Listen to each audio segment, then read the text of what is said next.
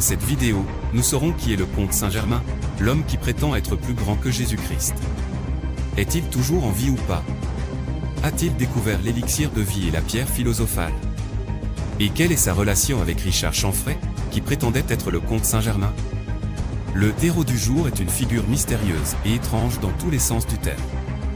Une personne qui aimait l'intelligence, le tact, la sophistication et la jeunesse éternelle. Oui, comme vous l'avez entendu, la jeunesse éternelle.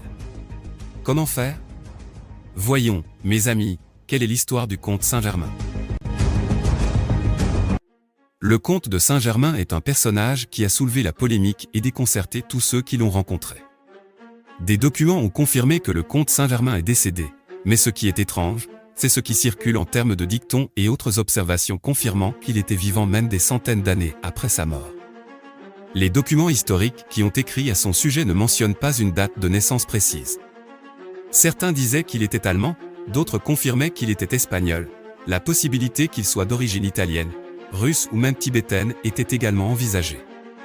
Mais la vérité est que personne ne l'a jamais découvert. Aussi, la mystérieuse affirmation fut faite par Germain qu'il était immortel et que sa sagesse venait de loin, et un jour les mots suivants furent annoncés par France Gravor dans son journal: « Je vais disparaître d'Europe pour aller dans l'Himalaya. Je reposerai là et après que 85 ans se seront écoulés. Maintenant je reviendrai. » Avec ces mots, en fait, il a tout simplement disparu de la scène. L'étoile du comte Saint-Germain commence à briller en 1742, à son retour en Europe, après avoir passé 5 ans à la cour du palais du Shah de Perse, au cours desquels il apprend l'art de la joaillerie.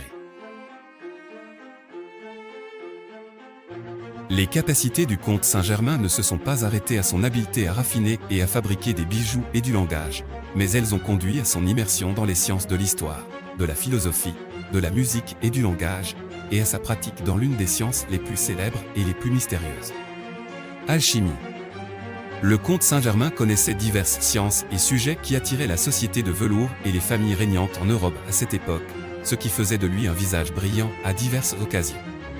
Ses voyages ont eu un impact significatif sur toutes les gares où il s'est arrêté. Il a donc déménagé de France en Angleterre en 1743.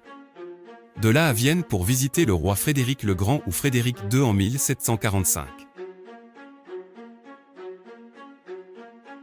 Il s'est rendu à Édimbourg, où il a passé beaucoup de temps parmi sa société veloutée. En 1755, le comte Saint-Germain se rendit en Inde, puis revint en France pour résider dans le palais du roi Louis XV, et là il eut une rencontre avec Voltaire, l'un des plus grands philosophes et écrivains de l'époque. Voltaire semblait admirer de la personnalité du comte Saint-Germain, alors il enregistra son dicton: « L'homme qui sait tout et ne meurt jamais ». D'après ce qui a été mentionné dans les livres et les sources traitant de son sujet, est toujours apparu comme un homme de 40 ans. On disait même qu'il ne mangeait pas en public, et le comte de Saint-Germain expliqua qu'il était soumis à un régime sévère à base d'avoine uniquement pour entretenir sa santé. Vous souvenez-vous, mes amis, de ce que j'ai mentionné au sujet de la maîtrise de l'homme en alchimie, qu'il a reçue à la cour royale perse? Quelle est la véritable jeunesse du comte Saint-Germain? Bien sûr, nous complétons les indications historiques ou scientifiques de l'authenticité de ces récits, mais les nombreux récits qui ont été évoqués sur la jeunesse permanente du comte ouvrent la porte au doute. Le premier de ces romans, et peut-être la clé ou la porte d'où sont sortis les autres romans et dictons, a eu lieu en 1760.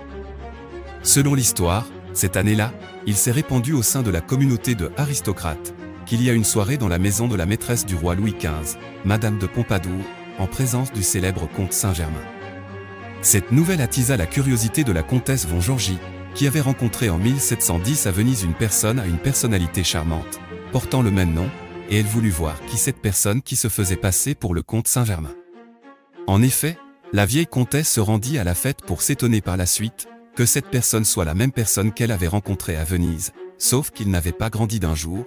Alors elle demanda au comte Saint-Germain si la personne qu'elle avait rencontrée à Venise était son père, et il lui répondit par la négative, confirmant qu'il était la même personne qu'elle avait rencontrée, citant cela en lui rappelant ce qui s'était passé entre eux et les aspects les plus marquants de la vie à Venise il y a 50 ans. La comtesse a dit au comte Saint-Germain que s'il s'agissait de la même personne de l'année 1710, il devait s'agir d'un vieil homme décrépit d'au moins 100 ans, ce qui est impossible compte tenu de son apparence juvénile. La comtesse Saint-Germain a répondu: « Rien n'est impossible. » C'est là que commence l'histoire du comte Saint-Germain et l'élixir de jouvence. Le comte Saint-Germain poursuit ses pérégrinations et voyages, et en 1960 il arrive à Den Haag aux Pays-Bas, où il rencontre l'amant le plus célèbre de l'histoire, Giacomo Casanova, qui a été à surpris du comte Saint-Germain en le décrivant comme un homme exceptionnel qui n'a aucun problème à admettre qu'elle a 300 ans et connaît les secrets de l'univers et ses remèdes de guérison. Et il a la capacité de contrôler la nature, et ils peuvent faire fondre des diamants et transformer le plomb en or. Oui, c'est de l'alchimie. Le comte Saint-Germain a déménagé en Russie en 1762, où on dit qu'il a joué un rôle dans le complot qui a reporté Catherine la Grande au trône, et qu'il a conseillé le commandant de l'armée royale russe dans son guerre contre les Turcs. En 1774, il revient en France à l'arrivée au pouvoir du roi Louis XVI et de son épouse Marie-Antoinette, que le mystérieux comte de Saint-Germain alerte sur la révolution qui va les renverser au bout de 15 ans.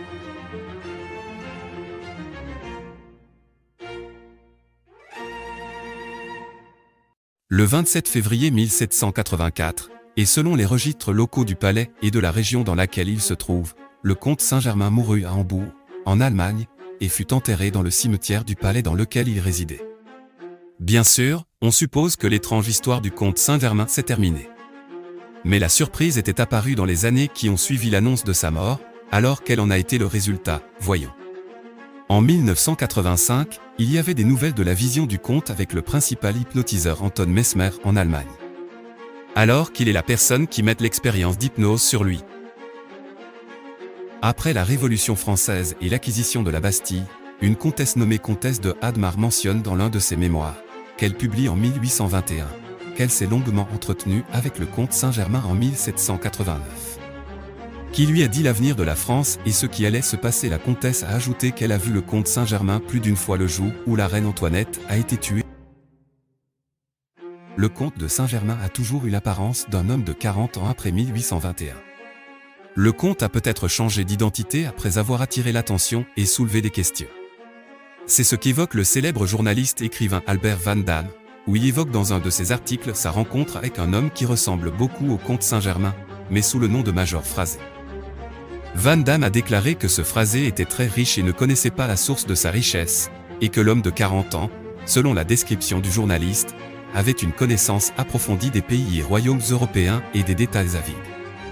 Il est également apparu avec la délégation française qui a signé la Convention internationale de la franc-maçonnerie en 1788.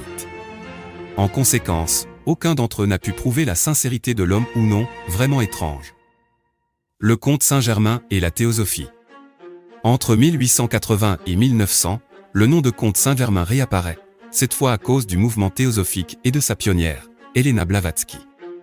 Helena affirme que le comte Saint-Germain est toujours en vie et fait partie des sages travaillant à diffuser et à développer la spiritualité en Occident. En outre, une photo prétendument réelle d'Helena et du comte Saint-Germain, qui a également une 40e apparition en 1897, la célèbre chanteuse française appelée Emma Calvé qu'elle a offert un autoportrait dédicacé au comte Saint-Germain.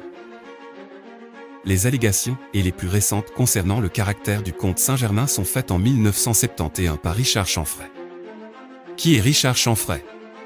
Ce Richard était un acteur, ou plutôt un magicien français, qui prétendait être le légendaire comte Saint-Germain, et sa preuve était qu'il pouvait transformer le plomb en or en utilisant la science de l'alchimie. Ceux qui me connaissent vous expliqueraient que je ressemble étrangement au comte de Saint-Germain de l'histoire. Ils vous diraient que je parle couramment 17 langues et 8 dialectes. Ils vous diraient que je sais faire de l'or et que je vis longtemps. C'est déjà beaucoup, ne trouvez-vous pas?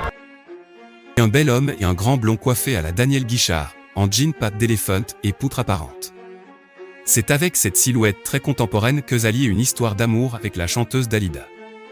Beaucoup peuvent se demander ce qu'il est devenu maintenant. Sera-t-il vraiment immortel comme il le prétendait? Bien la nouvelle se détait que lui et sa nouvelle amante, Paula Delos, ont mis fin à leur jour le 14 juillet 1983, en prenant des barbituriques, l'un des composés chimiques utilisés dans la fabrication de médicaments, tout en inhalant les gaz qui montaient du pot d'échappement de la voiture.